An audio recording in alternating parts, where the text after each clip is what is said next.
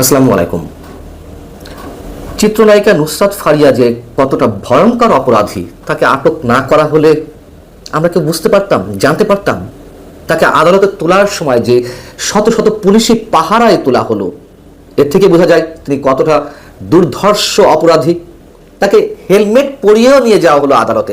যদি কেউ আশপাশের কোনো সুউচ্চ ভবন থেকে, 10তলা ভবন থেকে তাকে শুট করে মাথায় গুলি করে হত্যা করে, আর তাহলে তো তার কাছ থেকে বা তাকে রিমান্ডে নিয়ে তার গডফাদারদের সম্পর্কে, তার ভয়ঙ্কর অপরাধ জগৎ সম্পর্কে কোনো তথ্য আদায় করতে পারবে না। কতটা ভয়ঙ্কর অপরাধী নুসরাত ফারিয়া, আপনারা চিন্তা করতে পারেন? আমরা শুধু সরকারকে দোষ দিচ্ছি। ফাজলামোর একটা সীমা থাকা উচিত, সবকিছুর সীমা পরিসীমা থাকা উচিত। এখন সবকিছু ছাড়িয়ে যাওয়া হচ্ছে। নুসরাত ফারিয়ার অপরাধ কি আমরা সবাই জানি। তিনি মুজিব নামে একটি ছবিতে অভিনয় করেছিলেন, শেখ হাসিনার চরিত্র অভিনয় করেছিলেন এবং মন্তব্য করেছিলেন যে শেখ হাসিনার মানে প্রতি ঘরে ঘরে শেখ হাসিনার থাকা উচিত। মামলার এজাহারে কি বলা হয়েছে? মামলার এজাহারে বলা হচ্ছে যে 2024 সালের 19 জুলাই সকাল 11টার দিকে ভাটারা থানার সামনে যখন আন্দোলন চলছিল, বৈষম্য বিরোধী আন্দোলনকারীদের উপরে শেখ হাসিনা গংয়ের নির্দেশে আওয়ামী লীগের অঙ্গ সংগঠনের আরো 273 আসামির সাথে নুসরাত ফারিয়া আন্দোলনকারীদের উপরে দেশি বিদেশি অস্ত্র নিয়ে ঝাঁপিয়ে পড়েছিল এবং গুলি করেছিল, যাতে এনামুল হক নামে একজন গুলিবিদ্ধ হয়েছিল। অর্থাৎ তাদেরকে হত্যা চেষ্টায় তাকে মামলা করা, তার বিরুদ্ধে মামলাটি হলো বা হয়েছে। আর রাষ্ট্রপক্ষের আইনজীবীরা কি বলছেন তার বিরুদ্ধে? ছবিতে অভিনয় করা কোনো বিষয় নয়, কিন্তু তিনি ফ্যাসিবাদ বা ফ্যাসিবাদী শেখ হাসিনা তার মতো ব্যক্তি ঘরে ঘরে থাকা উচিত, এই ধরনের মন্তব্য করেছেন। বাহ! তাহলে যে আর এক নুসরাত ইন্দ্রজ তিশা, তিনিও যে মুজিব একটি জাতির রূপকার ছবিতে অভিনয় করেছিলেন, সেখানে এই রাষ্ট্রপক্ষের বক্তব্য অনুযায়ী ফ্যাসিবাদী শেখ হাসিনার মায়ের চরিত্রে অভিনয় করেছিলেন। তিনিও যে মন্তব্য করেছেন গণমাধ্যমে যে শেখ ফাজিলাতুন্নেসা নারী শক্তির উৎস, কিন্তু তিনি থাকবেন সব ধরনের ধরাছোঁয়ার বাইরে। কেন থাকবেন? তিনি সরকারের অন্যতম প্রভাবশালী উপদেষ্টা, সংস্কৃতি বিষয়ক উপদেষ্টা মোস্তফা সরোয়ার ফারুকীর সহধর্মিণী। আবার মোস্তফা সরোয়ার ফারুকী এখন ভয়ে বিপদে পড়ে নুসরাত ফারিয়ার পক্ষ অবলম্বন করছেন। না করলে সেই একই অপরাধে যদি তার স্ত্রীকে আটক করা হয়, যদি কেউ তার স্ত্রীকে আটক করার জন্য দাবি তোলেন, আগেভাগে তিনি অন্তত এই জায়গায় মহানুভবতার পরিচয় দিলেন। তিনি বলছেন যে নুসরাত ফারিয়ার গ্রেপ্তার বিব্রতকর একটা ঘটনা হয়ে থাকলো আমাদের জন্য। আমাদের সরকারের কাজ জুলাইয়ের প্রকৃত অপরাধীদের বিচার করা, ঢালাও মামলা করার ক্ষেত্রে আমাদের পরিষ্কার অবস্থান, প্রাথমিক তদন্ত, সংশ্লিষ্টতা না থাকলে কাউকে গ্রেফতার করা হবে না, এবং সেই নীতিই অনুসরণ করা হচ্ছিল। কিন্তু ফারিয়ার বিরুদ্ধে এই মামলা তো অনেকদিন ধরে চলছিল।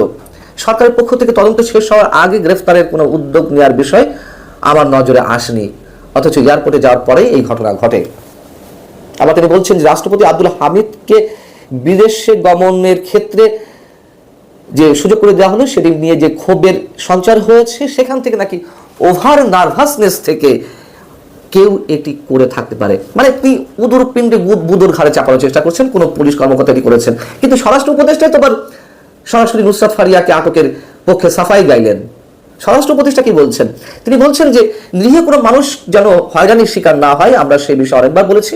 তবে যে কোনো দুষ্কৃতকারী আইনের আওতায় আসবে। তো সাংবাদিকরা প্রশ্ন করলেন, তাহলে নুসরাত ফারিয়াকে কেন আটক করা হলো? তিনি বলছেন ওনার বিরুদ্ধে তদন্ত শেষ হয়নি, তদন্ত শেষ হওয়ার আগে তো আমরা বলতে পারবো না। আবার তিনি বলছেন এই অবস্থায় যদি তাকে ছেড়ে দেওয়া হতো, আবার আপনারা তো বলতেন যে কি ব্যাপার, বৈষম্য বিরোধী ছাত্র আন্দোলনের হত্যা চেষ্টায়, কাউকে হত্যা চেষ্টায় যারা জড়িত ছিলেন তাদেরকে কেন বিদেশ যেতে দেওয়া হলো? এই যে বৈষম্য বিরোধী শব্দগুলো যেখানে সেখানে ব্যবহার হচ্ছে, এই বৈষম্য বিরোধী ছাত্র আন্দোলনের প্রতি তো আমাদেরও এক ধরনের পুরোপুরি সমর্থন ছিল। এখন সেই বৈষম্য বিরোধী ছাত্র আন্দোলনের এই শব্দগুলো মানুষের কাছে বিরক্তির সৃষ্টি করেছে। আবার সেই বৈষম্য বিরোধী ছাত্র আন্দোলনের নায়কেরা, মানে তাদের মাধ্যমে যে দলটি গঠন হলো এনসিপি, জাতীয় নাগরিক পার্টি, তারাও বিব্রতকর অবস্থা করেছে জনতার তুমুল সমালোচনার মুখে। তারা কি বলছে?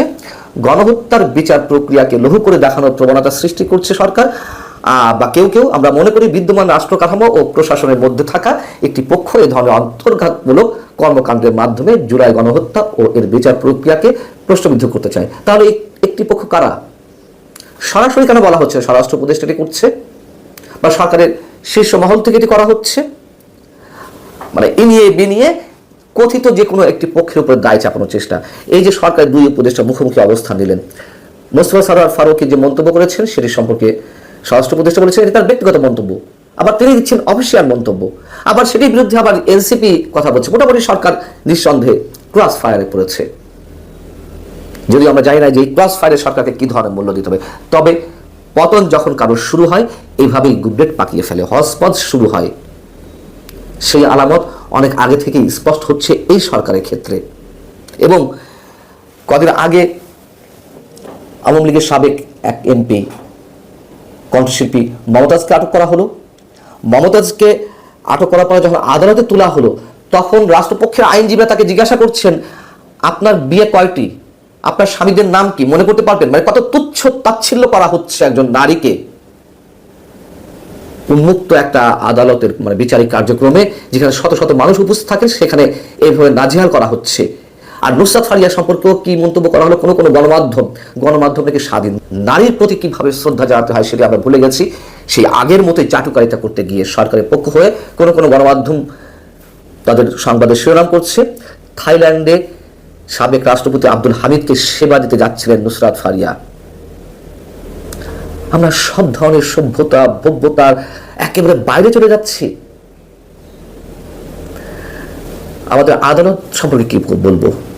এর আগে যেমন অভিযোগ ছিল আওয়ামী লীগের বিরুদ্ধে যে নিম্ন আদালতের বিচারকরা কানে ফোন দিয়ে তারা ইজলাসে ওঠেন, সরকার উপর মহলে নির্দেশ শুনতে শুনতে কাকে জামিন দিতে হবে না দিতে হবে। নুসরাত ফারিয়াকে যেভাবে কারাগারে পাঠানো হলো, যদি এই অভিযোগ তুলি, ঠিক একই ধরনের নির্দেশে তাকে কারাগারে পাঠানো হয়েছে। কি ধরনের তথ্য প্রমাণ ছিল রাষ্ট্রপক্ষের আইনজীবীদের কাছে যে তার জামিন হলো না, তাকে কারাগারে পাঠাতে হলো? অদ্ভুত থেকে অদ্ভুততর এক বাংলাদেশে আমরা অবস্থান করছি। দেখা যাক শেষগুলো কোথায় গিয়ে দাঁড়ায়। আল্লাহ হাফিজ, ভালো থাকুন সবাই।